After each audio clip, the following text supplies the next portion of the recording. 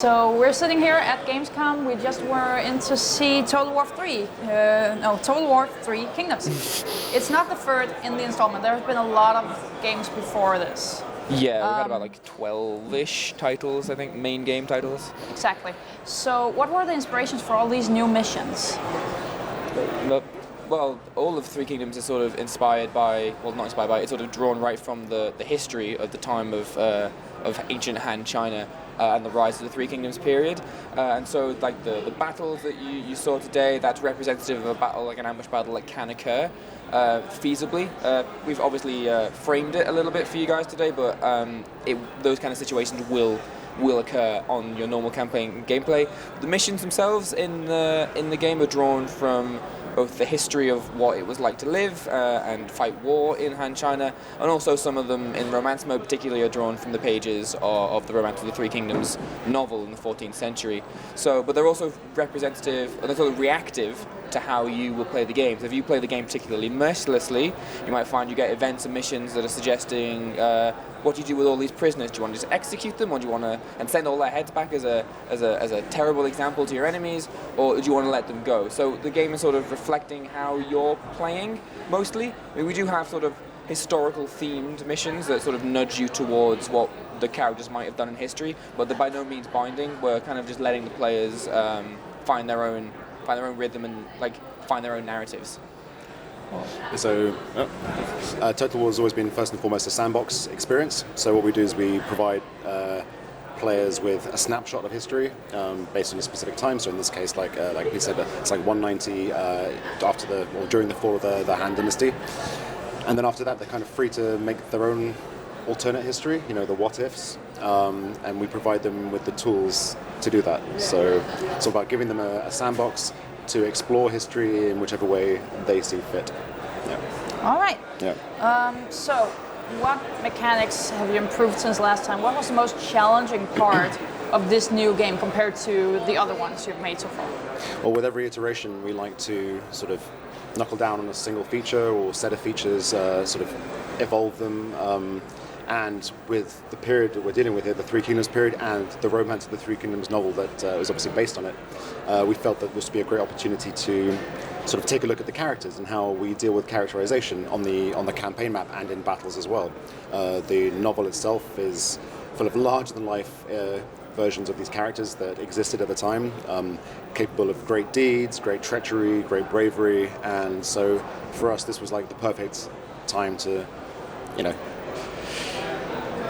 really get that sense of character like we've never done it before. And to that end, we have systems, we sort of represent this thing called Guanxi, which is like your personal network.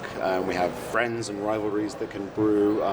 As you saw in the battle you played just now, it's a brother and sister you're fighting with, and so they fight better alongside each other because of that blood relationship.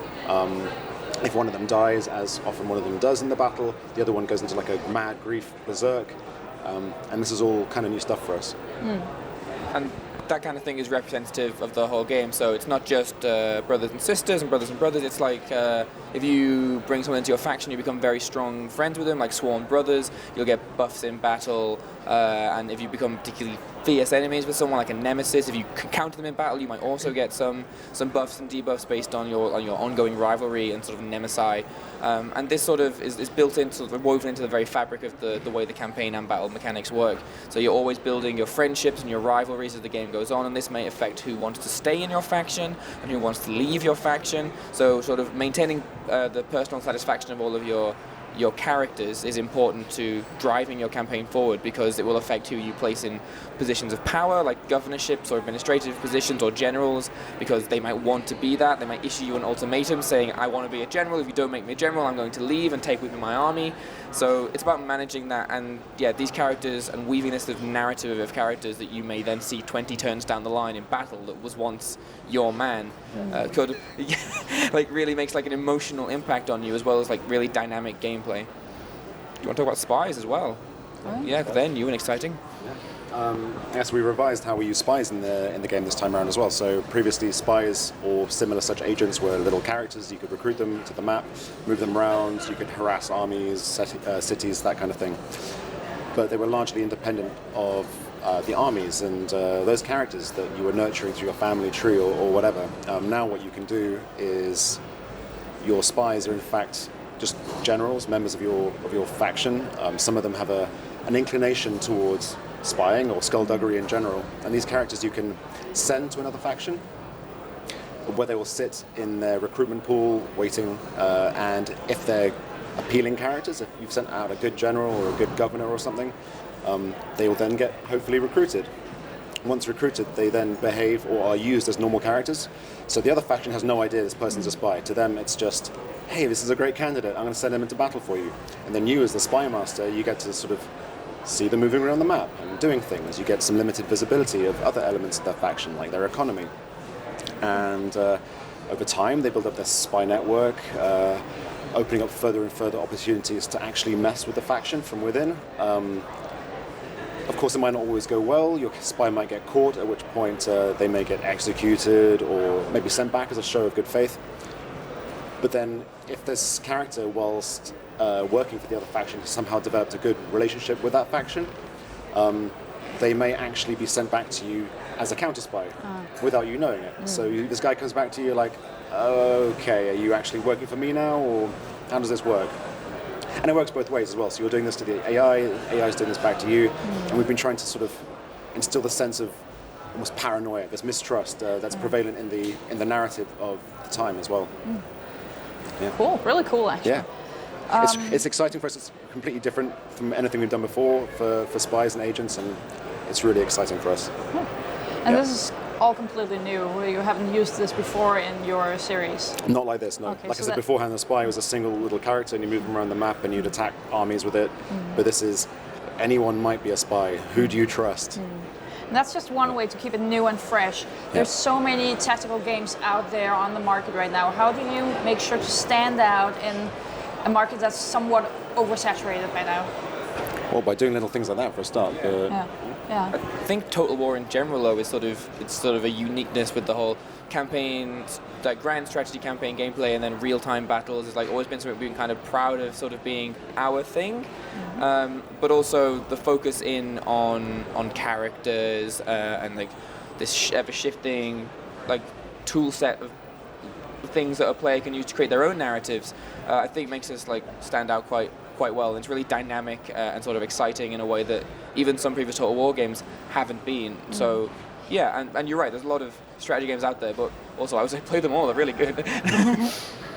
And if there is such a thing as like a Total War recipe, that Total War special sauce, the fact that we take that and we apply it to different periods in history, that also helps us keep it fresh, right? So we're doing the Three Kingdoms period now. In the past we've done medieval Japan, medieval Europe, more modern Europe, or the Dark Ages, or Dawn of the Dark Ages. We have a formula and we apply that to different periods, and in so doing we reinvigorate ourselves and we allow these periods to thrive in our style, which I think always keeps it a bit fresh, you know? Yeah, definitely. Yeah. But what about new players? For example, I've never played any of your games, full disclosure. And I was in there a minute ago. Yeah, I know, right? I was in there a minute ago, and in the beginning I felt quite overwhelmed. I started getting the hang of it after a little while. Of course, I didn't have a lot of time to play with it. But what are you doing to make sure that new players kind of feel welcome when they go into your game? Well, in defense of this battle you fought, it's actually quite a hard battle, and it's engineered to not be easy. So, it's not the kind of battle you'd face at the start of the game by any means. But what we've tried to do is, well, we haven't simplified the game in any way. We haven't reduced the complex, intricate systems. But what we've done is that we've taken an approach that when you start small, you don't need to worry about certain aspects of your faction management, for example. You don't need to worry about larger military forces or maybe how much food your people are getting. That's the kind of stuff that might become more important when you have multiple regions, a larger empire. And so at the beginning, everything is a bit more calm, perhaps. And then within 5, 10, 20 turns, at that point, you have a much more robust palette of systems to deal with. So it shouldn't be overwhelming in what you're presented with, and also to further help, we have a few guiding narrative-driven sort of missions and tasks that using the flavor of the Three Kingdoms itself, the romance of the Three Kingdoms, guides you along those first, maybe slightly harder steps, especially if you're a new player. Yeah, I think Dom's got to the heart of it. Essentially, we realised that particularly endgame Total War can be a really very daunting prospect, both in campaign and in battle. And also, like he says, this battle is representative of sort of a mid to late game sort of affair, so it's entirely understandable that you were a little bit overwhelmed at first. But essentially, yes, there's not much more to add. Essentially, we're sort of slowly bringing elements of the campaign game online, so to speak, as you go through the first... It's like shifting gear. Yeah, like changing gear as you go forward, in a way that will hopefully... The plan is to not make veteran players feel like they're being stifled, but also make new players feel like they're getting to terms with the systems one at a time in a way that feels natural. So you won't, like Dom says, you won't need to worry about public order or corruption on the first few turns.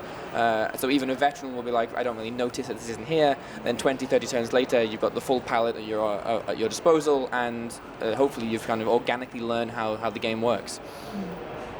And I mean, it is important for us to account for the newer players such as yourself, especially with properties such as The Romance of the Three Kingdoms, which obviously has followers because of interest in other titles, other media.